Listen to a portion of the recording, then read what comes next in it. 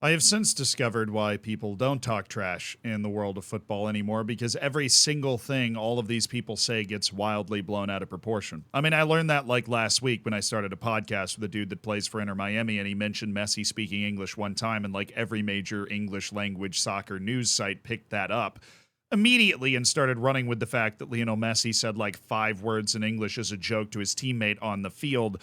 And that has happened again with the whole Trent Alexander-Arnold thing that I made a video about on this channel not a day ago, and yet somehow it is turned into a giant war. And that war, well, war is an overstatement, but you know, a nice barb throwing contest. I feel like everybody's trying to score internet points, and if you ever feel like I'm trying to score internet points, you know, call me out on it.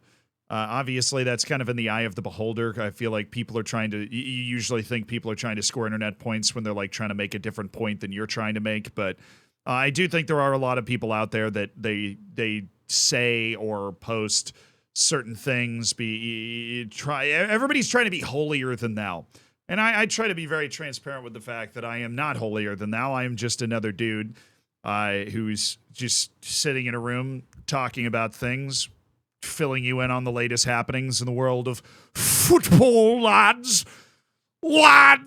or soccer, or whatever. But the Trent Alexander-Arnold thing has gotten way farther out of proportion than I really think it needed to be blown out of proportion. And we start with what is a quote from Jurgen Klopp, because, of course, he goes into a press conference and he gets asked about it. And this is what he said. He's born in Liverpool. He stood on the... He's talking about Trent, by the way, obviously. Like, Jurgen wasn't born. He's not talking about himself in the third person here. He's talking about Trent, and the reason that Trent Alexander-Arnold said that it means more and has meant more when Liverpool has won, you know, its fewer titles in this era of battling Manchester City at the top of various competitions. Before he played for the club, he played through all youth teams. And what would you think in that situation? One of our slogans, what I love, is this means more. And it means more to us. We have no clue exactly what 100% what it means to other people, but what happens here means more to us. Now, that makes sense. That makes sense to me. I'm going to be honest. I think the manager's trying to cover. Jurgen Klopp's always been a very good manager. I always thought one of his particular skills when it came to managing was man management here. So he's managing to back up. A lot of managing going on in that sentence, but he's managing to back up Trent Alexander-Arnold by at the same time kind of diffusing what he's saying. He's saying, look, Trent is coming from the angle where he came up through the youth academy. He grew up a Liverpool fan. It means so much more to him than it can possibly mean to anybody else for him to be winning those trophies while he's at Liverpool. But just trying to lessen the billboard impact of what he's saying to Manchester City, but also he's backing up like his guy. It's actually a brilliant thread in the needle type of way to communicate what Jurgen Klopp is trying to say. The counterpoint is obviously Manchester City's got one of those guys too, right? They've got Phil Foden. Phil Foden is the same thing. He came up through the academy, right? He is painfully Mancurian, and you would imagine, I don't know, I feel like I've never heard the guy string a sentence together, but you would imagine that he'd have similar things to say about how he grew up a fan, and that it means more if I would assume so. I'm now realizing I feel like I've never really heard Phil Foden talk about anything other than the Icelandic model he broke quarantine for. So that, and you know, I really would love to talk to him about his barber, because he's been making some choices for a long time. Back to Jurgen here. A parade after winning the League Cup and FA Cup, losing the Champions League final the night before, losing the league for a point.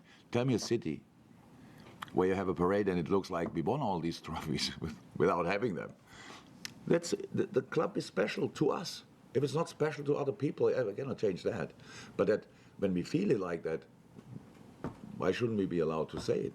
That's such a reasonable take. He's like basically talking about, you know, how every parent loves their own kids the most. That's essentially what this take is. It's all the club's special to us. You know, Liverpool and its titles are so special to us, and we have this great community around the club. And it's almost a you mind your community, we'll mind our community. But if we really believe that everything that we're able to accomplish is really, really special to us and our community, then why can't we talk about that? Now, obviously, this is overlooking one important fact, because Trent Alexander-Arnold wasn't saying that what Liverpool did was special and special to the community and special to, you know, he was saying it was more special than it is essentially for like Manchester City fans. But Jurgen's left that part out, and it is hard, obviously, in a press conference to make sure you cover all your P's and Q's. And Jurgen is trying to not say anything more inflammatory or go. He isn't Jose Mourinho. He's not going to go after Manchester City fans or whatever. He's just trying to diffuse the situation and endear himself even more to the Liverpool faithful, which is obviously already the fan base that he is. He's a part of. He is a part of the Liverpool footballing community. But everything he said was entirely reasonable, so naturally Twitter reacted with vitriol and insanity. This individual, whose name is blurred because it doesn't really matter who they are necessarily, said even if they hadn't spent absolutely millions upon millions and were massive hypocrites. So even if, it's a pretty big even if. I mean, honestly, there's a lot of words in that even if. Why on earth would it mean more to them than it would any other club? Honestly, if you've been to Tenerife, the Scousers have been to 11 Tenerife, which that's at least an 8 out of 10 way to stick the landing on this. But I mean, I feel like this doesn't make any sense to me. And this person posting this is actually a Newcastle fan, which to me adds layers of fun to the conversation, right? Because Newcastle is essentially Manchester City 10 years ago. So I feel like he's trying to do a little bit of mental gymnastics to say like, hey, it'll mean a lot to me when we're winning things and when we're the next Manchester City. And well, how dare these people from Liverpool say it means more to them? I mean, can't we just win trophies and be happy about them? I don't understand the need to argue between fan bases as aggressively as this happens. Like, I say that while also hating the entire city of Philadelphia completely irrationally. But I feel like that's beside the point because I'm an outside observer to this. And the idea of what Jurgen Klopp just said and the way he attempted to defend Trent actually made complete sense to me. And I'm also doing this because I'm trying to repair whatever damage I seem to have done with the video yesterday where certain Liverpool fans thought that I called them a small club. In which case, I would like to undo any remedies that I've put together because Liverpool has won one Premier League title in the last 34 years. So, I mean, Chelsea's had like 47 coaches and has won 5 titles at the same time. See, this is really easy. But the point that I want you to understand is, did I just get you? Did that work? How did I do? Was that pretty good? Now, the point I'm trying to get across is we can do this all day. But the point is, when your team wins a freaking trophy, it's exciting, right? I'm not a Manchester City fan. I can't speak for the people that are Manchester City fans, whose parents were Manchester City fans or their grandparents before them, right? Who are the band members of Oasis and whoever the hell else roots for that team, right? But I'm sure when they win a trophy, they're really excited about it. I'm sure when they win the treble, they got to pinch themselves because they used to watch Manchester United do those sorts of things. I'm sure it still boils Manchester United's lobsters that they've got to watch Manchester City do all this stuff. And Liverpool has been going up against Manchester City, and it's entirely fair for them to think that that's been unfair because Manchester City is new, and things that are new are tough to deal with mentally. And not to mention the fact that Manchester City is currently in the process of being convicted of 115 violations of the FFP law. And that just enters into that sporting gray area where, yes, Manchester City won it on the field, but yeah, they also totally broke the rules while they were doing it.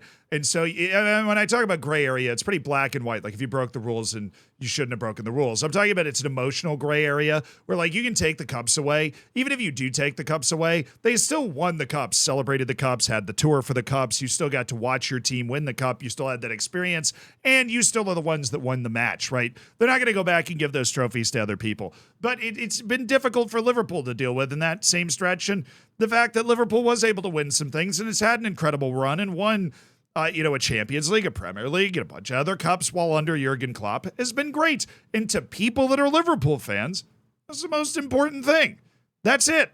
That's all this is. The guy continues. Knew as soon as Klopp said he was leaving, they'd go absolutely out of their way to make out any potential title win was one that's never been done before or some sort of miracle.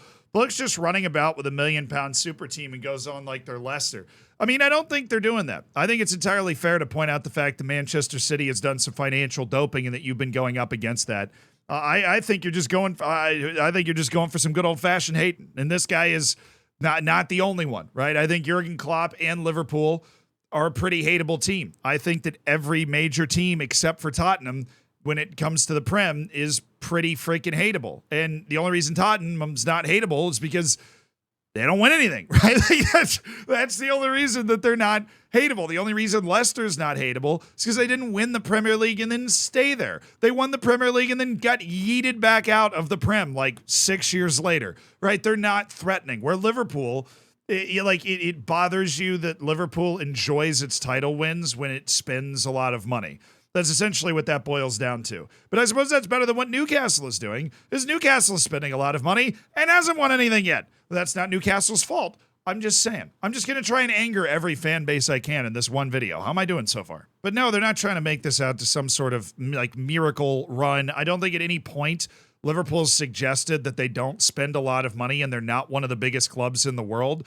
I mean, just make a video like the one I made yesterday suggesting that perhaps Liverpool and Trent might have a bit of a smaller club mindset. And you'll find out that Liverpool fans are, in fact, very big believers in the fact that their club is one of the biggest in the world. You just read the comments on something like that, and you'll realize that they are not trying to suggest that their club isn't spending a ton of money or shouldn't be able to compete at this level. They're just embracing the fact that they win and that they really enjoy it when they win. And I'm sure when Newcastle wins something, this guy will be doing the same thing. And then some guy who's a Leicester City fan, once they get back into the Prem and are contesting Europe again, will be tweeting something like this about Newcastle fans, like, oh, these entitled people, they've been given everything and they act like some small two-bit club when they've got all this money. And the cycle will repeat itself until of the end of time, basically. That sounds like a good time, because then I have unlimited tweets to talk about on videos. So I'll see you guys for the next one. Bye.